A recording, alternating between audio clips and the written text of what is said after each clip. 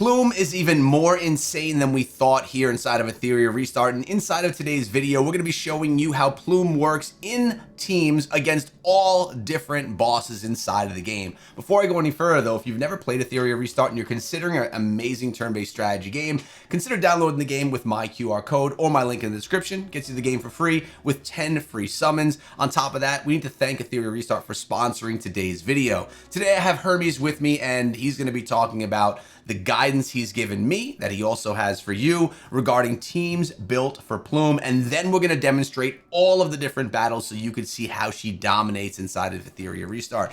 Hermes, how you doing, brother? I'm excited to get into this one today. Well, I am doing great. I always thought that Plume was going to be kind of busted. I mean, from all of our early videos about her, you kind of tell, like, I was like, yeah, we're getting Plume on your account. Mhm. And I don't think I really realized just how crazy good she was at that time. And I'm starting to realize now just how good she is. And so it's been awesome to see like the progress you've made on your account with her because of that just incredible, like just the incredible skills that she has of being able to get all this stuff done. It's been awesome. Yeah, and if you guys missed that video, a few days ago, Hermes and I put out a video breaking down Plume's kit and why she's built out the way that she is. That would probably be a good starting video before you start putting her together in these teams, so make sure you don't miss that one as well. I'll be linking it down below or in a card for you to take a peek at. So let's talk about really quickly Plume and then who's on the roster with her for the battles we're about to jump into. Yeah, so Plume is just the money maker for her is the fact that she dispels and puts the drop defense. So she's gonna replace a lot of Animus with 2-in-1 basically, Mhm. because she also has that weakness which reduces the damage dealt by opponents by 25%. So she basically the only thing she doesn't do as a support character is that she doesn't heal and she doesn't buff attack. Like those are basically the only two things that she does not do in a battle that would basically make her like the all-in-one crazy good character. So you really want to be putting around her one, a really solid damage dealer, then you want a buffer and then a healer. And when you have all of those things, you're basically set on basically a team for all areas of content. I love it, man. All right, well, let's build out that team right now. Like, what is the optimal team that we're utilizing on my account to just completely crush? Yeah. So obviously, there's a lot of different content that is going to have a lot of different animus that be used. I think the Mhm. biggest two players. So like what I would say is the trio. At least for your account. Obviously, some people will say that Yelly is like the number one damage or whatever else, and I think there's a lot of value to that. But I think that for your account, the big three are going to be Plume. Then it's going to Mhm. be Lily, of course. I mean, you can't really get very far without a Lily, and then Lilium. Lilium is such a good damage dealer, and the boosting that Plume does is so insane with Lilium that it just makes this whole, like all three of their kits mesh and blend so well together that it makes a really, really strong team. All So right. that's like the core team that we're going to use in a lot of different content. A couple other key players, I think, for all this other content, obviously Romoka for Doki Doki, right? The number one damage dealer for that. Mhm. And then the other big one that I think is going to be, and honestly, I think it will even be insane in Arena as well. And we can talk about this when we're watching the Doki Doki battle where she's in it, is Freya. I think Freya and Plume together is an insane combo, and it is a really, really strong combination to put those two together. And so that'll be something fun I think to talk about when we're going through that Doki Doki battle. All right, no, that makes sense. I appreciate you breaking down the team and giving the purpose of each of the animus inside of the team. Let's start putting some teams together and get into some of those battles. Let's dive into our first one now.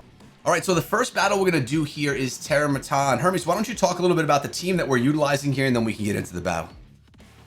Yeah, so obviously you're going to see some of those key players I talked about. You got the Lily, Plume, and Lilium combo all coming in strong. And then in addition to that, we're also using Ditting because he is another one of those great single target damage dealers that's really going to hammer that boss down.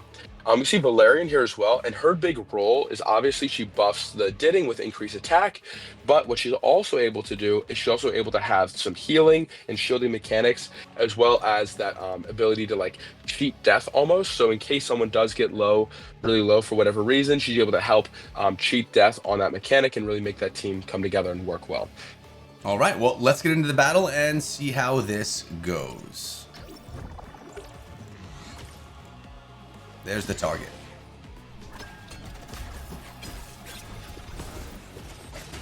So the big thing that you're going to really see with this team, and you've just seen it happen, is Plume is able to take down the immunity and then get all these other debuffs up. And then really you're just going to see all these damages going to come in. Lilium's going to do some crazy big damage. The big thing I'm excited for with Lilium is really figuring out and getting her that new Tiger Yin shell. Once we can get a team running up and running for that, really get her on a Tiger Yin, I think that's going to be some crazy good damage. And this might be, oh no, because that increased defense comes up. So this is almost the battle over. I mean, you see how fast this team is really taken down, and no real risk of losing between the Valerian and everything else. Yeah, I mean, that was a 48-second run there. So solid team. I like that how you broke down how Valerian and Ditting were in there as well. Let's dive into the next battle.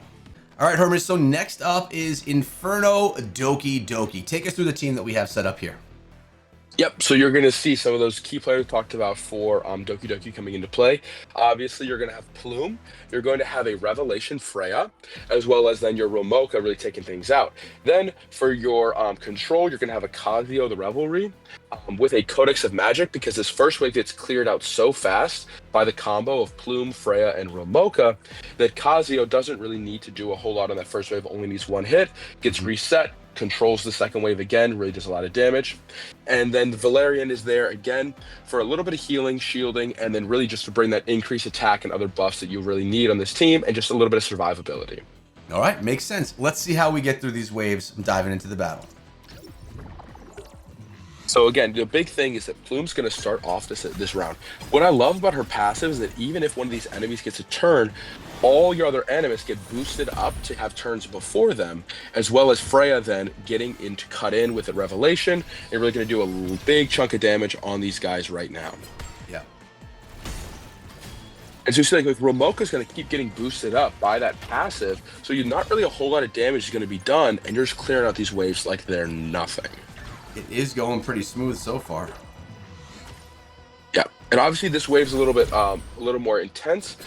I think that your big thing, your next big goal is probably you're going to want to increase the damage output of your Romoka to really make sure this team is basically able to two-shot the boss. But I think it'll get pretty close as it is right now to really taking him out. I mean, you know, you're getting a lot of damage done on all these different side adds, and that's going to be really big. But I think if you can get Romoka to do a little more damage, then I think that you'll be basically getting under a minute clear on this team. Super, super easy. I mean, at the end of the day, that's what these games are about, right? Consistently building up your teams, growing your teams, making them stronger so you can get quicker clear times. That's the plan here as well. Yep. Now it's really nice. I think that the big combo is Freya and Plume work so well together because Plume has so many debuffs, and Freya has the passive that every time an enemy is debuffed, they have their turn meter decreased. Plus, Freya has every time your allies get buffed, they do extra damage, and then on top of that, you've got Plume's passive that every time that an enemy takes a turn, they get boosted. So you'll see 142, actually a pretty slow run, I would say, for what you're used to. I mean, I think like we've tested it out, and it's gone as fast as like a minute 15. It just depends on a little bit of that RNG on that damage from Romoka. Just got to get that up a little higher, and I think you'll be fine to get under a minute clear with this team. Yep, that happens though, man. It's all good. All right, now let's take a look at the Inferno Aurora team here with a little bit of a different setup.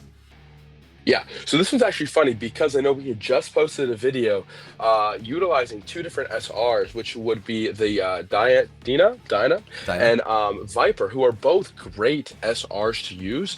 But crazy enough, Plume replaces both of them.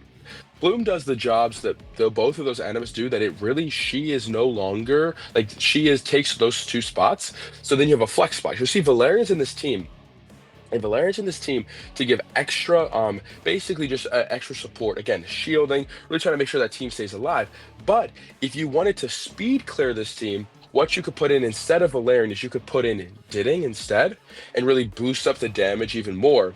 But from our testing, you know, we had seen that there was a couple different, there's a couple times that it would fail. So this is a much more consistent team to use than the one with Ditting, but it takes a little bit longer. So it kind of is that trade-off, right? Of less time or more consistent, right? And so that's kind of where we've had the trade-off. Yeah, and my choice is always going to be for consistency there as well. I'd rather take a little bit more time with more consistency. All right, let's see how this battle goes.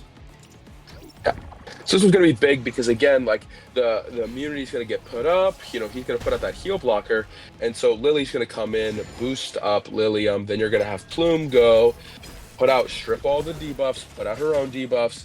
And then you're gonna come in with Ling Luo, gonna get that heal up, and you're gonna see some massive damage from Lilium. And this is where I think that Tiger Yin is really gonna come into play instead of Count, is especially on Aurora, just because of the raw damage she's able to do. Because I've actually seen people that have one-shot Aurora on Inferno with a Tiger Yin. I don't think your Lilium is quite strong enough to do that, but it's still pretty crazy to think that there are people out there one-shotting a boss with a shell and a setup with Plume. And so it's just kind of crazy to think, you know, how good she really is and how much she makes. Because, I mean, you're probably going to be able to three-shot almost this boss, yeah, which is pretty awesome. Yeah, no, I mean, she's definitely strong as it is, but it is crazy to think that you could get a one-shot in there. Again, growth to be had over time, but it's sweet to see Plume just helping this team dominate and replace two Animus that we just featured just a few days ago. I know. And that's where I think, you know, obviously they're not obsolete because they all have their own roles, but Plume is just so good that it really kind of shows people, hey, look, like this Animus is so crazy good that they can replace the roles of multiple other Animus. And so it just shows, like, you know, there's that value in really being able to make sure that stuff is actually getting done and you're taking your time to get those Animus on your account. And if you don't, you know, you can still do that content with the other team we had showed, but this is just a more consistent, clear overall. Yeah, and it's important that we show different Animus on different teams just so that everyone can take care of the content. And there is another victory. All right, so now that we showcased those three battles, three that you're going to be utilizing a lot with Plume, what are some other areas where we could utilize her inside of the game outside of the three that we just shared? Yeah, so I think the big ones are going to be obviously, you know, going into your spell bosses. She is going to be really, really good. I think Rengu Kutsu, who you haven't actually been able to take down on Inferno because of the animus you have, she might be able to be a big player in that one and getting that down. The new shell boss, Chloros, she is basically like the Chloros killer, right? So she is going to go in out all of those teams, and so I think that's really going to be helpful is using her in those shell bosses. All right, nice. That's awesome. So any last things that you want to share about Plume that we maybe didn't talk about in the previous video or about the teams that she's been in on this one? I think the biggest thing is shell for her, because there's a couple different options you can use. Obviously, Jackal Guard helps keep her going fast. I think another great option for her would be getting her on a Dark Moon.